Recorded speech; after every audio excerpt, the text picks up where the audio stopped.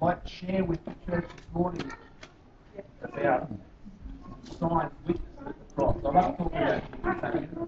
I love preaching on Jesus. I just want to draw your attention this morning to the signs of the witness when Jesus died. See, after Jesus dies, the oppressive darkness that was over the earth lifted, and everyone knew that something very significant had happened when Jesus died that day. Everyone around about the place knew something significant happened. Because that substitutionary death of Jesus Christ on the cross brought salvation, brought light to the world. Something happened to the world that was lost in sin and darkness. To those who accept him by faith, Jesus brings the light. And as you know, who's this morning knows that light's coming to their heart and being saved? Amen? That's the same light that came on that day. And there's signs that occurred also at the moment of the Messiah's death. God provided 3 miraculous signs that day. I'm going to tell you about those miraculous signs this morning. I want to share about those miraculous signs. Matthew alone is the only one that records all these supernatural events that accompanied Jesus' death. And these 3 signs are found in Matthew 27. You've got verse 51 to 53. And we're going to move on then to verse 54 and 56. And later, we're going to see the people who witnessed the events and how it affected them. Because when you come in contact with Jesus, you're affected. And these guys were affected. How they were affected, I'll show you later on. Let's start to read from Matthew 27, verse 51. It says, "Then behold, the veil of the temple was torn in two from the top to the bottom, and the earth quaked, and the rocks were split, and the graves were opened. And many bodies of the saints who fallen asleep were raised. And coming out of the graves after his resurrection, they went into the holy city, and they appeared to many." Listen, verse 51 begins with, "Behold," or in your Bible it says, "At that moment," at the moment of Jesus' death. What was happening here, it was indicating at the moment of Jesus' death, God provided some miraculous signs. Matthew is trying to draw our attention to we're reading the Gospels here. He wants to draw our attention that these 3 signs testify to the reality of what was going on. Matthew's trying to share that with us. Now, the first sign that occurs at the moment of Jesus' death, it says the torn curtain. The curtain is torn into 2. See, the temple, I wish I had pictures for you. I have. Okay, but anyway, I want you in your mind's eye to picture the temple. In the temple, outside was the outer court where they used to sacrifice the animals. They go up the stairs and then they come into the holy place where all the people would worship God and the priests would minister, just like a building in the church. They minister. But then you go past this place here, past that place there, that's it, that's the curtain. Past that curtain there is the Holy of Holies. That's what it was like. That's it, you know. So this place of the Holy of Holies was where the covenant of the ark rested. It's where the ark was covered with the mercy seat, and the whole place was filled with the glory of God, the Shekinah glory of God. It was a place where the visible, the tangible presence of God, the Shekinah glory. This place was so sacred behind the veil that only once a year, the high priest, on the Day of Atonement, one man, he's called the high priest, was allowed to go in there. No one else could go in there, just once a year. And it was on Yom Kippur. You know that day the Jews celebrate? It was on the Yom Kippur, the Day of Atonement, or our Good Friday, you might say, at the Old Covenant. The high priest would go and they'd kill the animals, the bull, the lambs, the goats. They'd kill them, he'd grab the blood, he'd take the blood through the holy place where everyone else is ministering, where all the worshippers are. He'd take it through that place, then he'd go inside the curtain to the Holy of Holies, and he would offer the blood, the substitutionary offering, that sacrifice, and he'd pour it on the mercy seat, the blood. Because the sacrificial blood was what? For what reason? Was to atone for the sins of all Israel. Because without, it says in Hebrews 9:22, for without the shedding of blood, there's no redemption, there's no atonement, there's no forgiveness for sin. So he would take that blood and go in once a year and pour it so the children of Israel could be forgiven, could be atoned for, and redeemed. Hallelujah. So that veil that separated man from the presence of God, that veil was there. Man could not go in. It was a separation. Sin separates man from God. And so that separation separated man from the presence of God. That whole was a massive veil, a massive curtain. It was 60 feet high, 30 feet wide, 10 inches thick. That's how big. It took 300 priests to hang it. And you know, the room outside was called the Holy of Holies, the place where the priest used to, the holy place where the priest used to minister. And this curtain hung between those two places, separating all of humanity from the presence of God, except for this high priest once a year, each and every year, and never without blood. If, however, the high priest was not properly cleansed, if he hadn't done the right thing, if he was not right with God, he would die in the Holy of Holies. He would be in there. And so in Exodus, if you've ever seen the priest's robe, they used to, on the bottom of their hem, had bells and pomegranates hanging around. We know, if you've done Bible school, that it means that represents the fruits and the gifts of the Holy Spirit. Well, he'd have like bells on the bottom of his tassel, and he'd walk in there and he'd start to minister to the Lord. Well, the priests who were outside in the holy place, well, whenever they could hear the bells ringing or going off, they knew the guy was safe in there, he's fine. But when the bells stopped ringing, the guy is dead. How are we going to get him out? Who's going to get him out? And so what happened was, in later years, they developed and devised a rope. They'd tie a rope around his ankle, and he'd go in. If he'd stop ringing, they'd pull him out, save someone else going in there and getting sort of smitten. So we see that's what was happening. But at the moment of Jesus' death, this curtain was torn in two from the top to the bottom, just like a piece of paper. Matthew recorded the direction. He said it. He said from top to bottom, saying it was all God's initiative. God did it. See, if the earthquake did it from bottom to top, but God did it from top to bottom. So the tearing of the temple veil into the Holy of Holies was the first sign. And that sign was saying that now a way has been opened for anyone and everyone into the presence of God through the substitutionary death of Jesus Christ. That is what God was saying through that sign. The way's made open. Wow. During the centuries of Israel's existence, it was unheard of for just a common person to consider him coming and approaching God. You couldn't do that. I'm going to go. That's why Jesus got so much flack when that's my father I'm talking about. They thought it was arrogance, and the penalty for arrogance was death.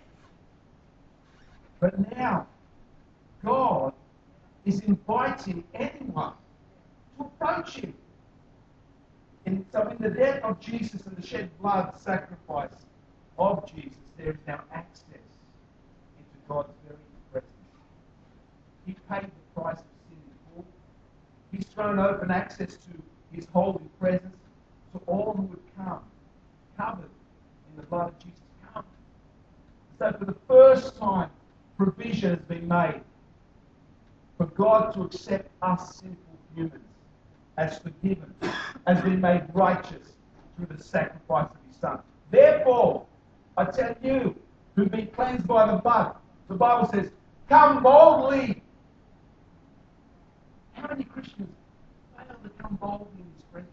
How many of us, we're still like that. He says, come boldly. I made the way open. Come. boldly into my presence through the death of Jesus. That was symbolized by the tearing of those curtains, the way into the Holy of Holies. You know what it also represents? God was saying, heaven is made open. Heaven is made open for you. We couldn't get into heaven before. We were all sinners. But now he made the way for us to go in heaven. That's what he was symbolizing by ripping that curtain too. So every person today who simply believes that Jesus Christ died for his or her sins can come boldly into his presence. And that is revolutionary. That's revolutionary when you think about it. How can you hold this message down? How can you keep it to yourself? We have a revolution going on. And it's Jesus. God made a way through his Son that we can have, I believe, forgiveness of sins and access into his presence. So God the Father was stating this to the countless priests who were there, the countless worshippers who were there, who were celebrating the Passover in that temple. And when he tore the veil, it was a witness to them who were there. My invitation is to come. I've ripped the veil. It's not for one person anymore. It's not just the pastor anymore. Come, everybody. And so the Son opened the way up for them and for you and for me. And the old covenant now is torn asunder. The new covenant has been inaugurated in the blood of Jesus Christ. So listen, precious people. The work is done. The price is paid. The way into God's presence is open for everyone and anyone who believes. It's open to any person at any time, any place. And thus, any time, any place, every time, every place, Jesus' blood can make you holy. If you've never given your life to Jesus this morning, this is the best news you've heard all day. But God has made open a way for you, just like he has for us. So, hallelujah. So, the truth is, it's not where your body is that matters. Christians, we're always thinking, I'm not right. How can I get into God's presence? It's not where our body is that really matters. We're so tied down with sin or God's already paid the price of sin. It's not where God's not so much concerned with, you might say, behavioural change. We're concerned with, you've got to change your behaviour. Sometimes, religious folks, you come into church and they look at you, you're not dressed properly and you're not, and that's religiosity. We don't want religion. We want relationship with God. And so God's not so much concerned about our behavioural change. Man is. We look at the outward appearance. God's more worried about our heart. That's what he's looking at. And so, that's what he's saying. So, he wants heart transformation. And I'll probably be preaching on that for a while too, about how God looks at the heart and that heart transformation.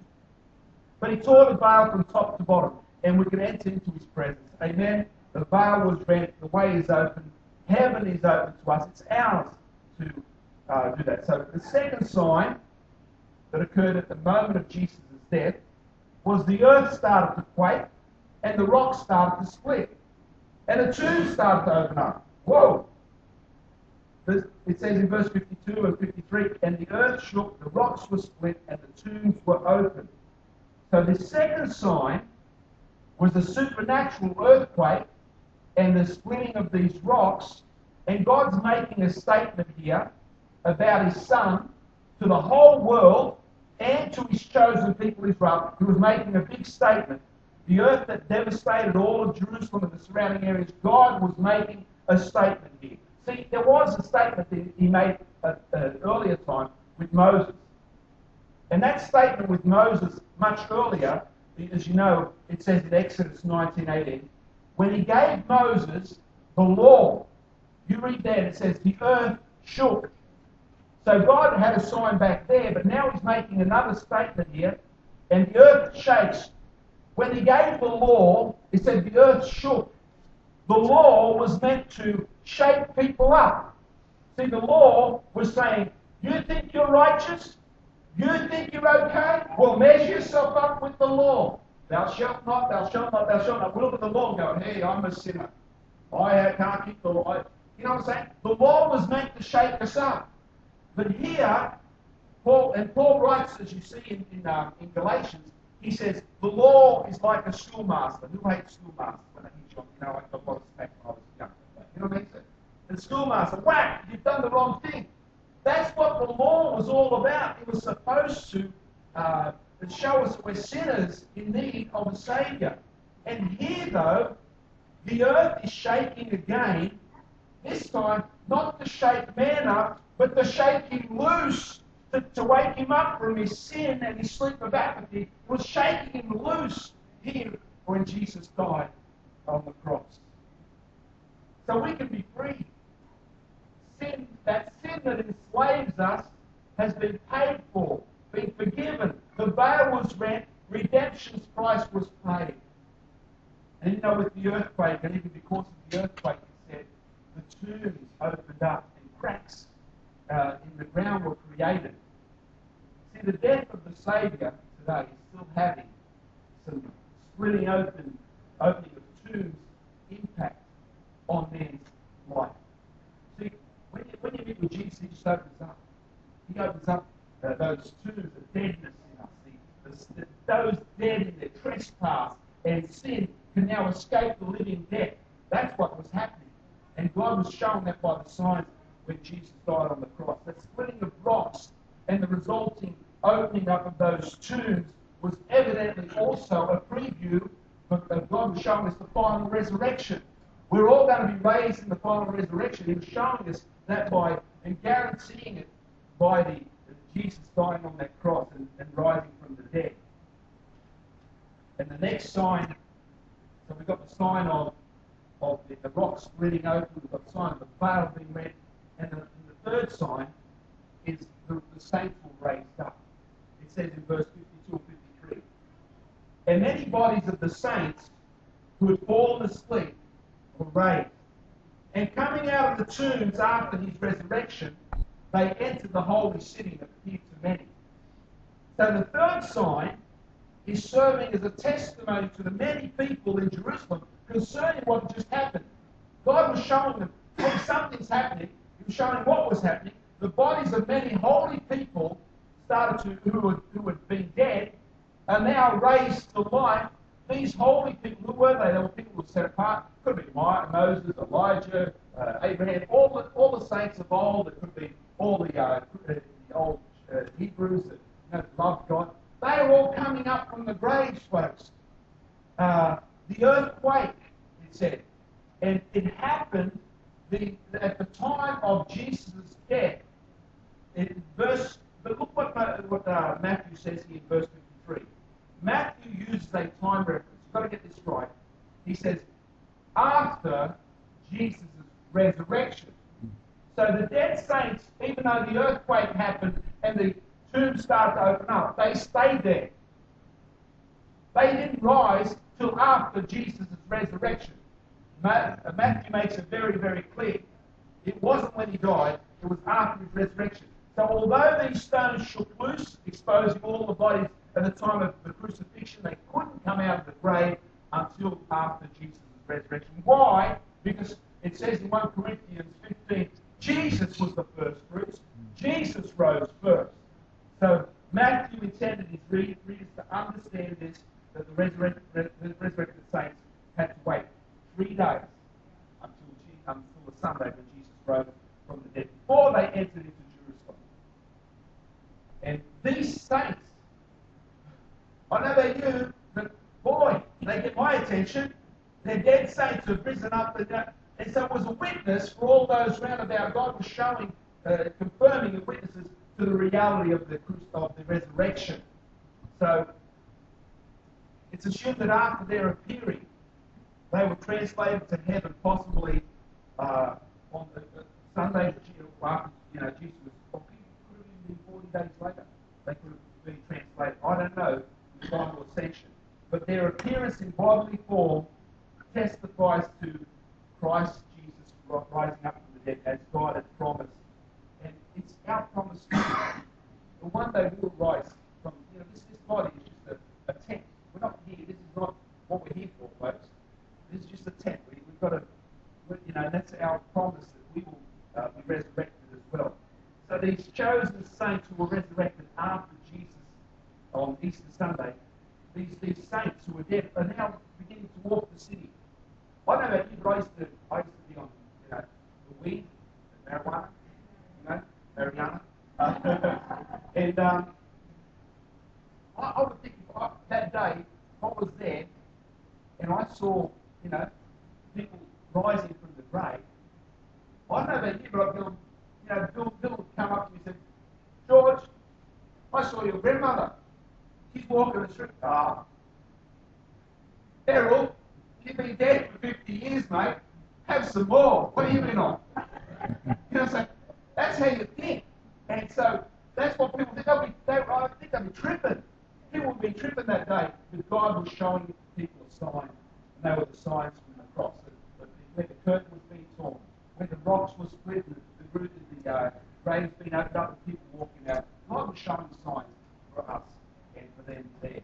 But let me just move on to the witnesses now who were at the cross. The witnesses. Matthew 27:54.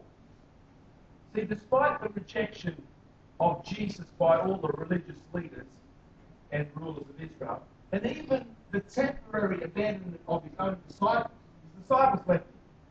Despite all that, there was other harmonizing witnesses to his death. And these verses present us two responses to his death. The first one was the centurion and all his soldiers at the cross. They stood, and the second one was the women who were standing some distance away. And if you go into Luke, it records another group of people, and he says they're the unbelieving crowd. And the gospel really implies that they were the fearful disciples who were running away. They were the other crowd. And so we see some witnesses around the cross. But let's look now at the reaction of the centurion in verse 54. You got it? It says, now the centurion and those who were with him, keeping guard over Jesus, when they saw the earthquake and the things that were happening, they became very frightened, and they said, truly, this was the Son of God. Now, the centurion in the Latin is where you get the word century. He's a person who was in charge of 100 soldiers.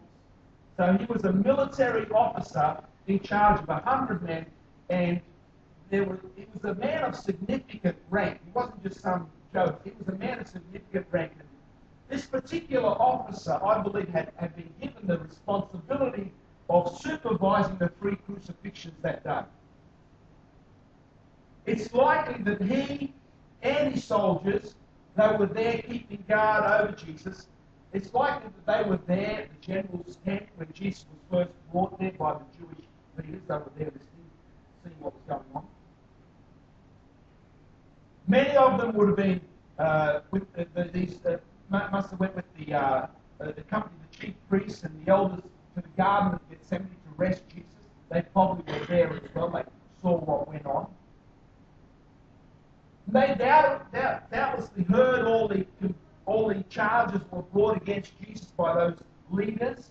They even heard Pilate repeat his declaration that Jesus was innocent of any crime against Rome. They would have heard all that. They may even have overheard the conversation between Pilate and Jesus about him being the king of the Jews. They heard the screams of the crowd saying, "Crucify him, crucify him." They were there. They heard all this. But they could hardly have any idea what was behind this intense bitterness. They couldn't see the spiritual, what the devil was doing. The devil wanted to kill the Son of God. They couldn't see all that. They could hear and see what they could see, the natural. See, his supposed claim to be the Son of God seemed to them just as ludicrous and as harmless as his claim of being a king. But as the 4th hour of his crucifixion began, several things started to happen that changed these attitudes of these soldiers, changed their hearts.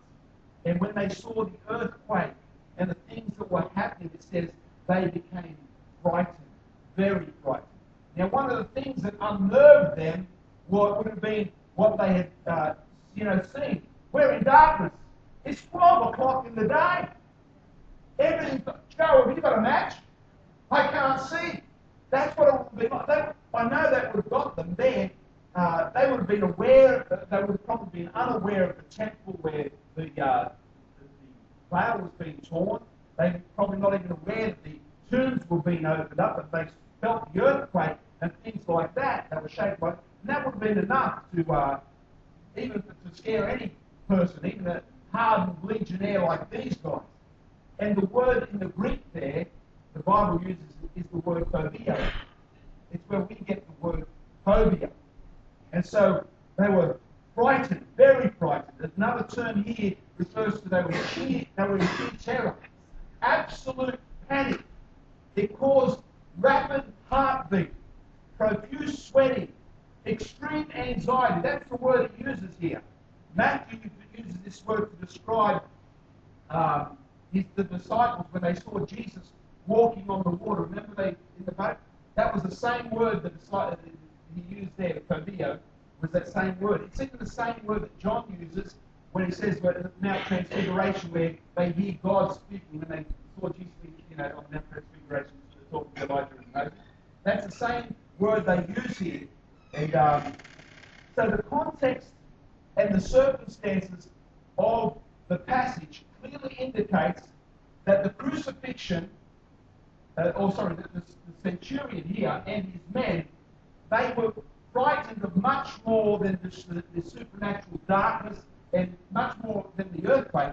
See, they weren't just frightened of that, but you get a sense here, these guys, those supernatural phenomena, they had a supernatural origin. They weren't scared of what was going on here. Who was doing this? That's what they were scared of. Who was behind all this? And so fear, primary fear, came upon them, because they realised there was a divine power behind all this. And emotional fright soon turned into a spiritual, reverential awe, and testified to the fact that they didn't run for their lives. They were frightened, but they didn't run for their lives or try to find a place of safety, but rather they stood there and declared, surely this was the Son of God. And so the Roman soldiers who crucified Jesus, I believe, were transformed into believers of a sort that day, and they witnessed the manner of Jesus' death. It just brought about a response. And it turned into some sort of believer. Hey, surely this was the Son of God. And anyone that Jesus touches, they have to make a declaration. Confess with your mouth. Believe in your heart. You shall be saved. Amen. So that they confessed with their mouth, but they believed in their heart. Well, hey, salvation is opened up. So they'd heard the 7 words, These soldiers acknowledged what many others didn't acknowledge. That Jesus Christ was the Son of God. Many others were there, but only these soldiers were the first ones to declare that. They heard Jesus' 7 words on the cross. They watched him slowly die and experience the phenomena that accompanied his death. And they came to that conclusion that Jesus was supernatural. He was who he claimed to be. He was the Son of God. And they all of them came to that realization that Jesus was not some deluded, deranged man, but indeed what the Jews were trying to say he was. Indeed, though, he was who he claimed to be, the Son of God. And the Roman guards were the first ones to acknowledge that Jesus was not just a mere man paying for his life, for his religious convictions. No, they knew that they stood there that day in the presence of God himself. They knew that, and that's what they declared that day. That was the witnesses. And you move on, you see the second witnesses there today. They were the women, in verse 55 and 56. It says, there were many women who were there looking on from a distance, who had followed Jesus from Galilee, ministering to him.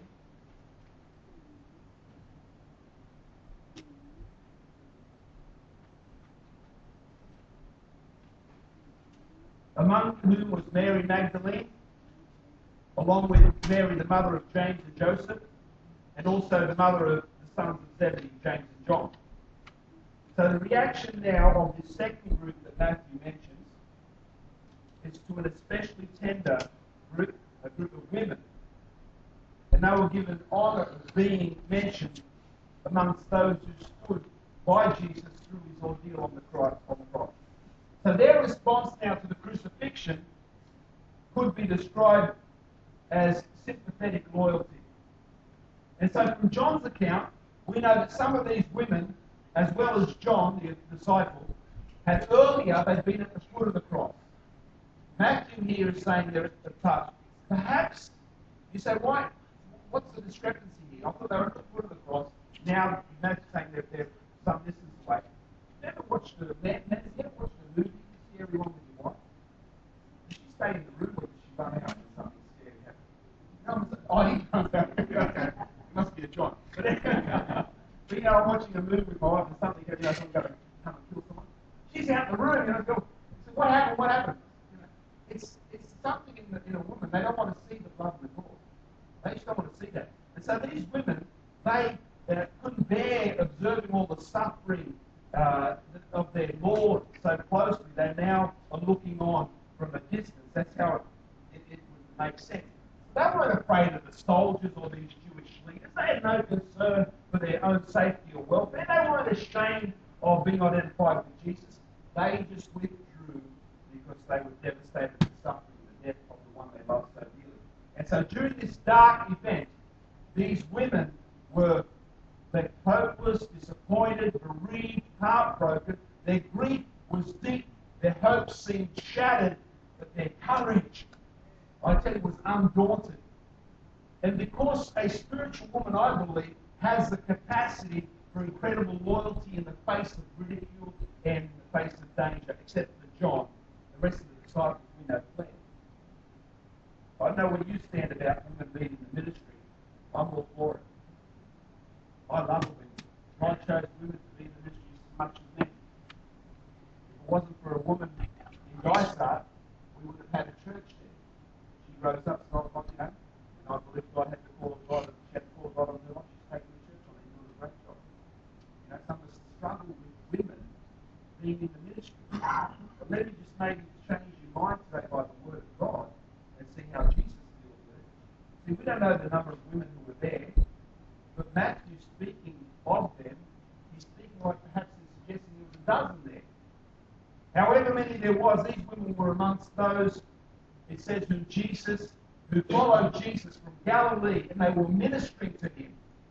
The men and women looking on from that distance, mourning his death, were the logistic supporters of Jesus and his entourage.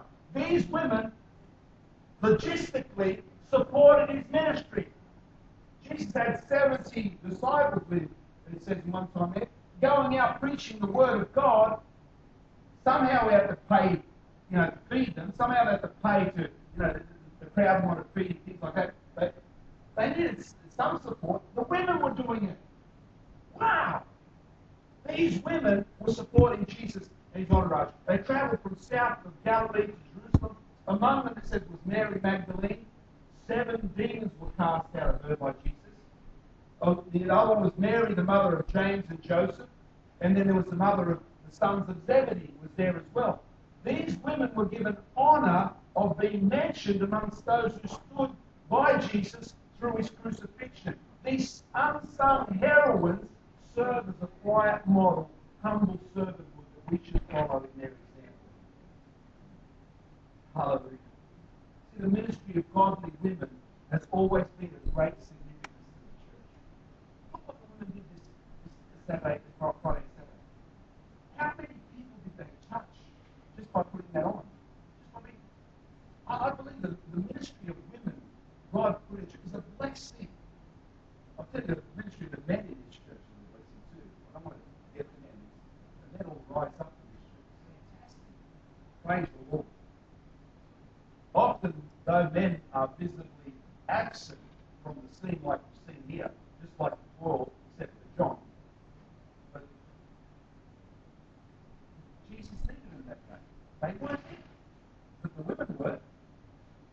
So my challenge to every person, especially the men, today, is the depth of your devotion such that you're willing to be identified with Christ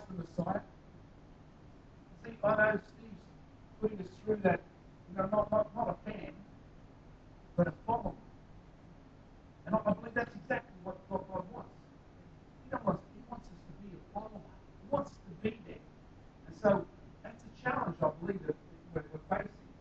So just in finishing today, Steve, you'd like to come up, please. Everyone in that region knew that something significant had taken place, something earth-shaking. And through these miracles, what was happening, God the Father was bearing witness that the cross where his Son was on was the hope for all sinful man and a hope to receive eternal life. That's what he's saying. And the soldiers were there were declaring, this truly was the Son of God. And for those who place their trust and their hope in Jesus Christ, God has made a way open for me. Maybe say, I don't know everyone in this place. I will get to know you, but I don't know everyone now. But maybe if you're here, you don't know Jesus Christ. You've never given your life to him. You've never asked him to come into your heart. The Bible says, if you will confess with your mouth, believe in your heart, confess the Lord Jesus Christ. These soldiers says, truly, this was the Son of God. Confess that Jesus Christ is Lord, and believe in your heart that God raised him up from the dead. You will be saved. I'm not asking you to join a church here. I'm asking you to give your life to Jesus Christ. That's what it's all about. If that's you this morning, don't leave this place. I'm not going to embarrass you. I'm not going to ask you to come up here. But don't leave this place without coming to me and saying, Pastor, would you pray for me? Hallelujah. Will you pray for me? I'd love to do that. Well, let me just finish this morning. To us who believe, the Bible is very, very clear. In Hebrews 4 verse 16 it says, let us then draw near with confidence to the throne of grace, that we may receive mercy and find grace to help us in our time of need. Hallelujah. We're going to come around the table of the Lord. Would you like to ask Amanda? I think she wants to bring the kids. Did she speak? I think she might want to bring the kids in. We're going to have communion together.